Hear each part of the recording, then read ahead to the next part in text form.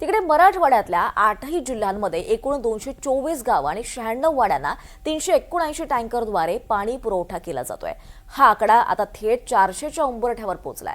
मराठवाड्यात जून महिन्याचा पहिला आठवडा उलटून गेला तरी सुद्धा उन्हाचा चटका आणि पाणी टंचाईची भीषणता ही कमी झाली नाहीये।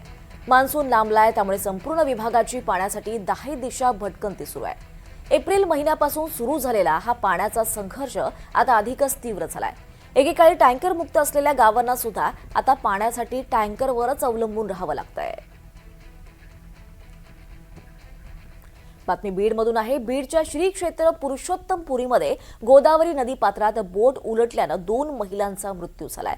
नदी पार करण्यासाठी निघालेली ही बोट पाण्यात बुडाली। त्यात लोणारमध्ये राहणाऱ्या प्रमिला राठोड यांच्या नाकातोंडात पाणी गेल्यानं त्यांचा गुदमरून मृत्यू झालाय। तर सिंदखेड राजामध्ये राहणाऱ्या कांताबाई आंधळे यांचा उपचारादरम्यान मृत्यू झालाय। दरम्यान या बोटीमध्ये 50 पेक्षा जास्त प्रवासी असल्याची माहिती समोर आली आहे। क्षमतेपेक्षा जास्त प्रवासी बसवल्यामुळेच ही दुर्घटना घडल्याचा आरोप भाविकांनी केला आहे। आणि आता गावागावाच्या महत्त्वाच्या बातम्यांचा वेगवान आढावा घेऊयात।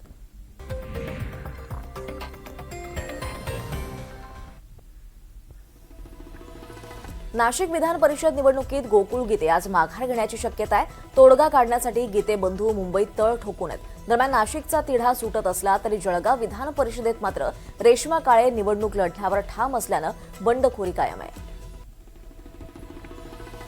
परळीत मराठा भवनसाठी दिलेल्या 28 गुंठे जमिनीवरून मोठा वाद निर्माण झालाय। ही जमीन दत्त देवस्थान संस्थानाच्या मालकीची असून ती बेकायदेशीरपणे बळकावल्याचा आरोप संस्थानानं केलाय। या प्रकरणी धनंजय मुंडे, नगराध्यक्ष पद्मश्री धर्माधिकारी आणि मुख्याधिकारी पोपट निगळ यांच्यावर गुन्हे दाखल करण्याची मागणी जिल्हाधिकाऱ्यांकडे करण्यात आली आहे। ईशान्य भारत आणि पश्चिम बंगालमध्ये मोसमी पाऊस पोहोचला असला तरी महाराष्ट्रात सोलापूर आणि हर्णे इथेच तो रेंगाळलाय। हवेचा कमी जोर आणि आर्द्रतेच्या कमतरतेमुळे राज्यात मोसमी पावसाची वाटचाल सध्या संथ गतीनं सुरू आहे। मुंबई, कोकण आणि पश्चिम महाराष्ट्रात पाऊस पूर्णपणे सक्रिय होण्यासाठी आणखी 3 ते 4 दिवस लागण्याची शक्यता आहे। मराठवाड्यातल्या 8ही जिल्ह्यांमध्ये एकूण 224 गावं आणि 96 वाड्यांना 379 टँकरद्वारे पाणी पुरवठा केला जातोय। हा आकडा आता थेट 400च्या उंबरठ्यावर पोहोचलाय। एकेकाळी टँकर मुक्त असलेल्या गावांनाही आता पाण्यासाठी टँकरवर अवलंबून राहावं लागतंय। सांगलीच्या मिरजमधल्या एका बेकायदेशीर कत्तलखान्यावर पोलिसांनी मोठी कारवाई केली आहे। या छाप्यात 37 गायी आणि म्हशींची सुटका करण्यात आली आहे। या प्रकरणी पोलिसांनी 5 जणांविरोधात गुन्हा दाखल केला आहे।